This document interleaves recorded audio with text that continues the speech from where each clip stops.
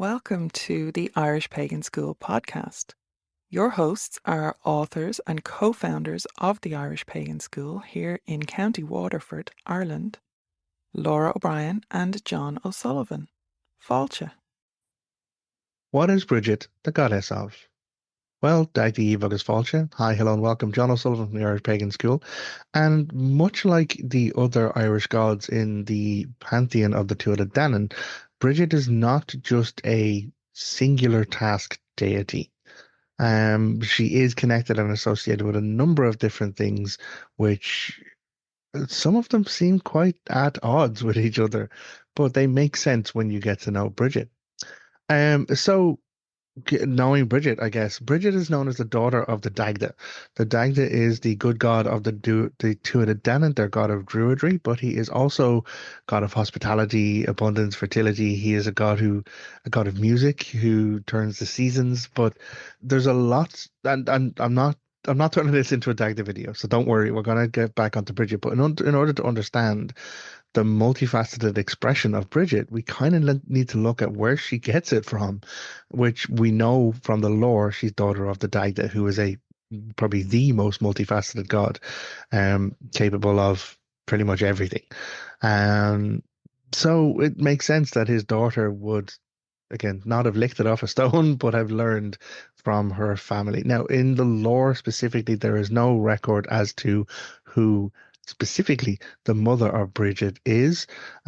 She is referred to as daughter of the Dagda, which is interesting in some ways because some of the gods are known by their matriarchal lineage as opposed to their patriarchal lineage, and they're known for their mother's name as opposed to their father's name. But it kind of flips back and forth depending on who you're talking to or who you're talking about when it comes to the gods. But to get into Brigid herself, she is a goddess of healing, but she's also a goddess of smithcraft. And this is where that kind of juxtaposition seems to be at odds in our more modern sense. But when we look back at the information and look back at the culture that we're talking about, smithcraft was magical transformation. It wasn't just a creation craft involving metal. It was almost an alchemical transmutation, taking raw ores and then smelting them, hammering them, knowing how to work with fire, knowing how to work and wield with the hammer and the anvil and all the rest of it to take something that comes raw from the earth and to forge it, to remake it, to burn away that which doesn't serve, and to leave something much more sturdy and much more tempered. It was magic. And that's why in a lot of our older lore, even down to the Brehon Nemeds, the ancient laws of Ireland, there was a lot of specific information about blacksmiths associated not just with the craft of smithing, but also their ability to change and alter things, to improve someone's fortune or to care for someone's life. So much so that when the Christian influence or Christian colonization, call it what it was, of ancient Ireland happened, they went for blacksmiths hard. They specifically went for blacksmiths hard. In fact, there's a famous prayer known as St. Patrick's breastplate, and it talks about the dangers of Deities, the god of healing, but then also the sharp-tongued women and blacksmiths, because blacksmithing wasn't just, again, forging metals, it was this transformative, transmuting circumstance. So taking and understanding that information and the role of that within the culture and applying that to a human circumstance, it would make sense that, she is capable of healing and she's very much aware of how to change and transform people's connections and their lives. So she is said to be, again, goddess of healing and goddess of smithcraft, and things get a little bit blurry when it comes to Brigid because we have later stories of Saint Brigid and her processes and her assistance in the island of Ireland, but that seems to be okay. Well, there are different ways to look at it. Either Saint Brigid is an entirely different entity, or is an appropriation of the goddess Brigid or Brigid into early Christian society, or is a reoccurrence or a transmigration of spirit from Brigid in a previous life into the nun circumstance or the Christian circumstance.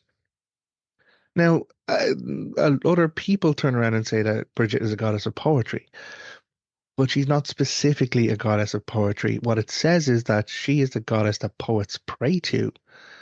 Now, does this make her a goddess of poetry or performing poetry? I don't know, but the fact that it's the poets pray to her or look to her for favor or inspiration, um, means that there is that association with poetry, but it is that poets would look to Brigid and pray to Brigid. One of the other very important things to associate with Brigid or to learn about knowing about Brigid is that she is a mother. She is a definitely 100% a mother. She was wed to Bress, who was the king in Ireland before the Fomorian invasion, and it was Bress's poor rule that led to the Second Battle of Moytura. But she was, in some way, in the role of goddess of sovereignty at that point, having been wed to Bress, and they have a child by the name of Ruadan. Now, Ruadan is almost a tragic character because he is raised in the house with a mother who's Tuatha Dé Danann, a father who is Tuatha Dé Danann and also Fomorian. But Bress favors his Fomorian ancestry over his Tuatha Dé Danann ancestry, and he, as king in Ireland, alters the state of play, causes division. He literally puts the Tuatha Dé Danann people into almost indentured servitude. He degrades them or removes or diminishes their abilities and favors his Fomorian people and replaces everyone in Tara with someone from the Fomorian, the Fuvara tribe. Except Oma, actually. The one person he couldn't replace was the champion of the Tuatha Dé Danann because no one could be found in the Fomorians to rival Oma. Um, but a child like that, Ruadan raised in that household, is very much pulled between narratives, pulled between his ancestry, and he is fed this narrative of one is better than the other, as opposed to both sides make something more beautiful together. Um, so when we get later on in the story, and Bress has been deposed, he gathers a Fomorian warhorse, he invades Ireland. Ruadan being raised with this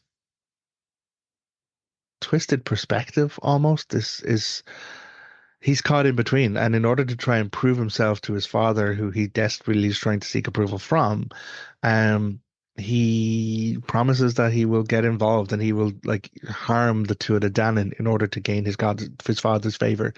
He tells the Fomorians where the Tuatha Dé Danann have built their healing wells so that the Fomorians can fill it full of rocks.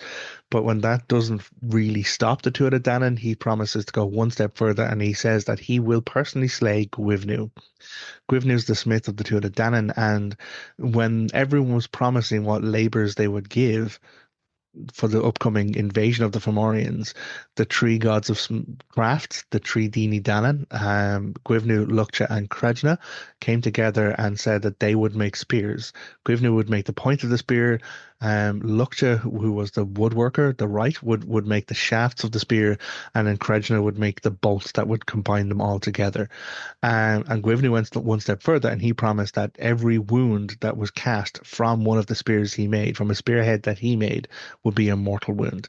And it's not just a case of, oh, well, it's you could get hurt, but a mortal wound was pretty much death. It was a death sentence. Um, so Gwivnu is providing and setting all of this skill, which means that the Fomorians are in a bad way if Gwivnu is creating these weapons. So Ruadan says, well, I'm Tuatha Dé Danann, I'm sorry, I'm son of Brigid, daughter of the Dagda. I'll go to Gwivnu and I'll get him to make me a spear so I can take part in the battles. Young, impressionable child that he is. Now, it doesn't give an exact age, but all of the narrative of Ruadan does seem full of impetuousness and hubris to a certain degree, a lack of discipline or a lack of wisdom, which we only sometimes gain with age. So Ruadan goes and he pleads and he pleads, and Gwivnu eventually says, "Yeah, I'll make you a spear." He makes the spear, and as soon as Ruadan takes it in hand, he stabs Gwivnu with it. This is a spear made by Gwivnu that, it's pretty much guaranteed death for anyone who gets stabbed with it. Except it seems for Gwivnu. And this might be part of this smithcraft and this understanding the ways of creating things that harm would mean that you would need to know the ways that they would not harm, or that, the way the body would work. So Grivnu gets stabbed with one of his own spears, which should be a death sentence, but he takes the spear out of himself, and then he stabs Ruadhán with it, and then that's when it gives a mortal wound, and Ruadhán is slain. Now, Grivnu does have to go to Dienchecht, the god of healing, to receive care, but Ruadhán is gone. Mortal wound, game over.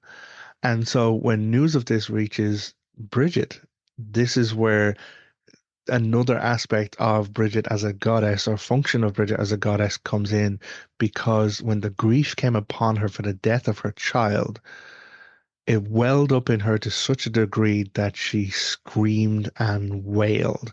And it says in the story that this was the first keening that was heard in Ireland. Now, keening became such an important function of tribal society that there were, in fact, professional keeners who would represent the grief of the collective or the grief of the tribe whenever anyone passed.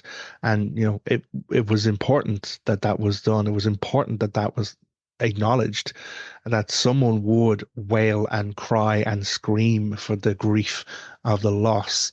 And so Bridget is, in essence, the goddess of keening, having been the first one to have keened in Ireland. So there is a lot to know about Bridget. She is an amazing, fantastic deity. We have classes on her at the Irish Pagan School, which are available there, irishpaganschool.com. And as ever, we have over years worth of free resources there in irishpagan.school/free. So you can pick up a whole lot of stuff, get started, get stuck in, explore the Irish mythology, spirituality, culture, heritage.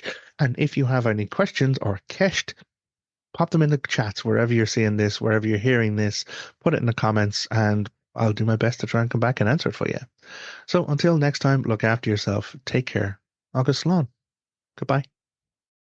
If you enjoyed this podcast, please leave us a positive review in your podcast listener. Then head over to irishpaganschool.com and enroll in one of our free or paid courses. Slán go fóill, and we will see you next time.